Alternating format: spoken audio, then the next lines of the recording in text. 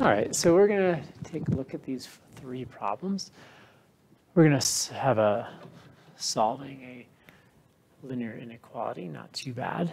Then we have an angle puzzle, followed by a Black Friday extravaganza. All right, so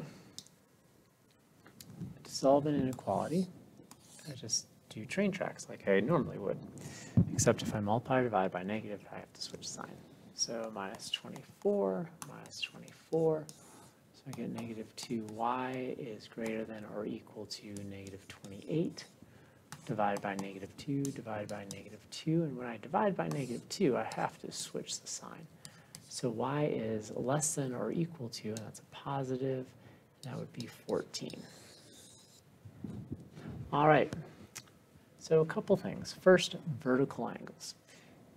Vertical angles occur when you have two lines that intersect. These here are vertical angles, and vertical angles are congruent. So G is 50. G and F, that's a linear pair, and linear pairs are supplementary. A linear pair is when you have two lines that are, or two angles that are, create a line, and so these two have to add up to 180, and two angles that add up to 180 are called supplementary. So if this is 50, 180 minus 50 is 130. F and E are vertical angles, so this has to be 130 as well. Now, we know that this angle here is 60 degrees, and a triangle has a total of 180 degrees in it. So 50 plus 60 is 110. 180 minus 110 is 70. So angle H is 70. Angle H and angle J are vertical angles, so this also has to be 70.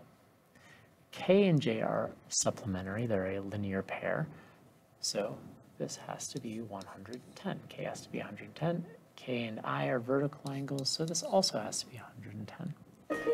Now, what it doesn't tell us is these two angles are, or these two lines are parallel, sorry.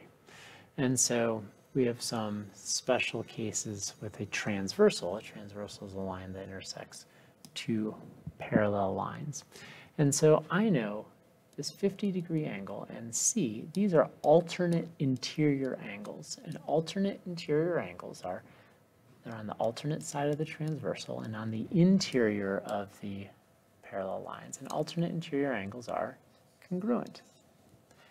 A and C are vertical angles, and they're congruent. C and D, or E and D are also alternate interior angles, so this is 130.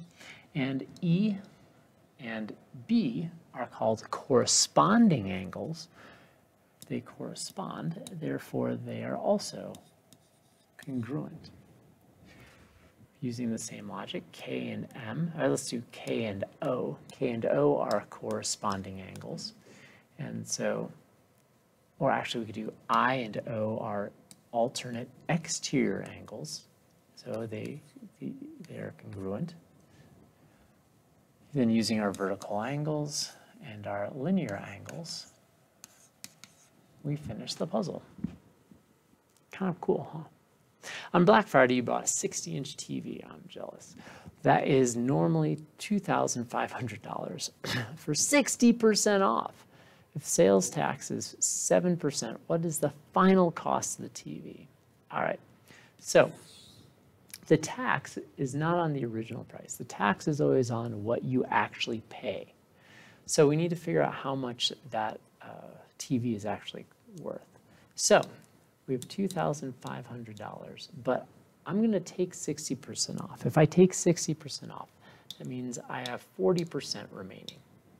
So that's $1,000. And I'll pay 7% tax on $1,000. So I'm going to multiply this by 1.07. This 1 represents the cost of the TV. The 0.07 represents the tax. And so I get a final charge of $1,070 for my TV. Woohoo! All right, so I'm just going to do one video here. we have the looking back. Now, looking back, we only have 2 questions here with 50 million parts, of course. And use this as like a little quiz, all right? I'm not going to post a summary video on this one. All I would like you to do is submit the answers on the Schoology quiz. But here are the questions. To encourage attendance at Talent Night, a school offers discounted tickets for students wearing school colors. That's kind of nice. And a total of 250 tickets are sold for $2,100. Solve the system. For question 2, the Pep Club sells popcorn and juice at basketball games. The club earns $1.20 for popcorn and 80 cents for juice. So that's not the actual cost item, that's the profit. They need to earn at least $50 per game. Write an inequality, because they can earn more than $50. They'd be cool with that. All right. Find inequality. So now they have spending, buying supplies. So now you're going to have a second inequality. And so you're going to graph the 2 inequalities on one grid. All right. So good luck on the looking back.